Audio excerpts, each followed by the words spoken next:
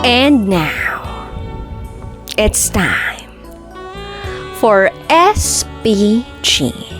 As in, Super Background Secret File.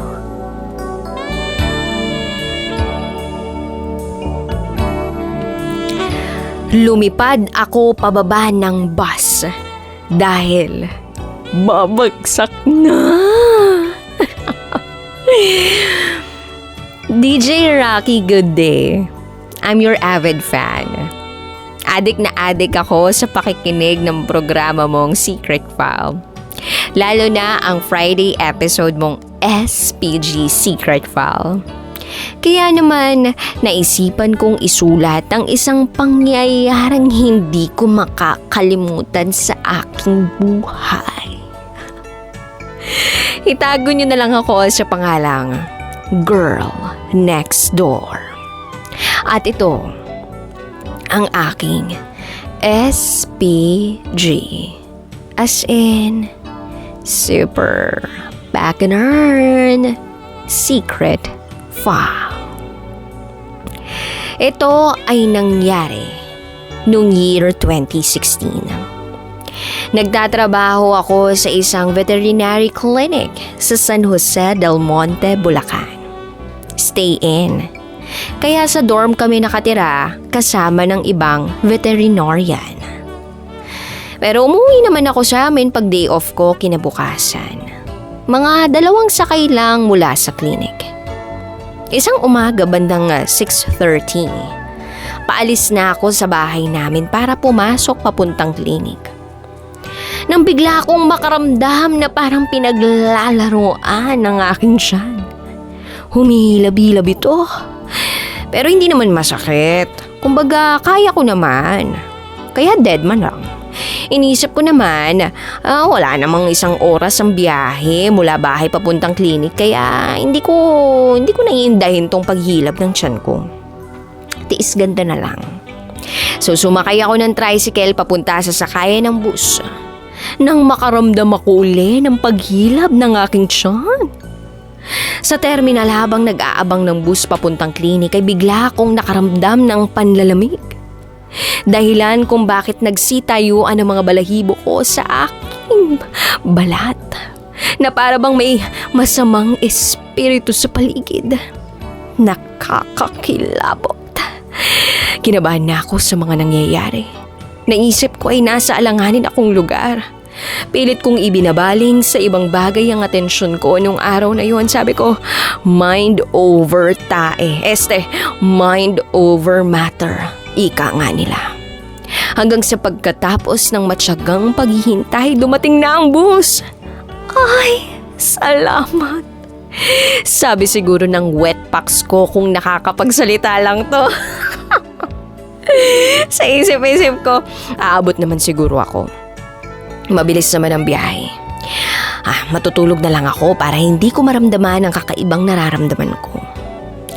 Pagkasampa ko ng bus, unang pagkakatapak ko palang sa hagdan nito ay kinilabutan na naman ako. Matindi ang naramdaman ko. Hindi na lang masamang espiritu ang tumatawag sa akin, kundi isang malupit na demonyo ang nagpapatayo ng aking mga balahibo. Sa pagkakataong ito ay gusto ko nang bumaba at maghanap ng fast food na bukas 24/7. Kaya lang ay nakapagbayad na ako. Sayang ang pera. Kaya wala na talaga akong choice kundi tiisin ang paghihilab ng tiyan ko. Hindi ko na alam kung anong gagawin ko ng oras na yon. Kung may madadaanan lang na bahay ng kakilala ko. O kaya kung may fast food, baka bumaba na ako pero wala talaga. Nasa kalahatian pa lang kami ng biyahe nang umariba na naman ang sakit ng tiyan ko. Hanggang sa... lumabas ang singaw ng impyerno sa wetpacks ko. Umutot ako pero konti lang naman yung tunog. Salamat sa Diyos. Nahiya pa si Satanas. Mabuti na lang at walang amoy. Niligtas pa rin ako ni Lord sa kahihiyan, sabi ko sa isip-isip ko. Mabuti na lang din. At mukhang wala pa sa wisyo ang katabi ko. Nagmasid-masid ako sa paligid. Taimtim akong nagdarasal. Nailigtas niya ako sa kahihiyan. Yung pakiramdam na isang galaw ko lang o isang salita ko lang anytime meron ng bubulwak. Parang may himatay na ako sa sobrang pagpipigil. At nang makita kong medyo malapit na ako sa klinik, nakahinga na ako ng maluwag.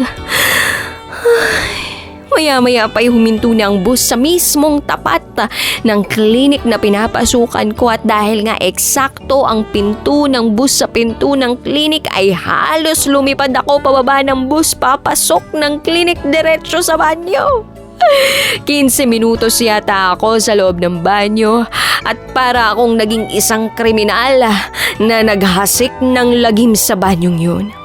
Inilabas ko ang galit ko sa mundo. Malaking galit ang inilabas ko. Prut! Pluk! Pluk! Pluk! Parang isang malupit na volcanic eruption ang nangyari sa loob ng banyong yun. Kaginhawa ang tunay ang aking naramdaman pagkatapos ng pakikipaglaban kay Satanas. Ang sarap sa pakiramdam pag wala kang mabigat na daladala. Sabi ko sa isip ko.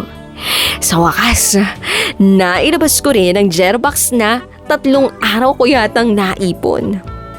Hindi kasi ako pala inom ng tubig kaya parang swerte na every other day kung makapag-withdraw ako ng Gerbox. Kaya isa talaga akong taong merong status na it's constipated. Take note, it's constipated, hindi it's complicated. Lesson learned, Jumerbox muna bago umalis ng baler o ng bahay. PS, buti na lang kompleto ang aparato sa banyo ng klinik. May tabo, tubig at tissue. Perfect. Mahal talaga ako ng Diyos.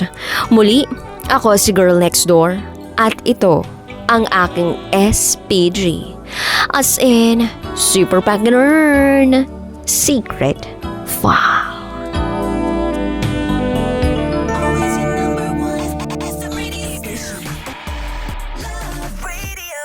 Kabisyo, nakarelate ka ba sa secret file na binasa ko? Kung nakarelate ka, mag-subscribe ka na dito sa aming YouTube channel at pindutin mo na rin ang notification bell para updated ka sa mga susunod na episodes ng DJ Rocky Secret File.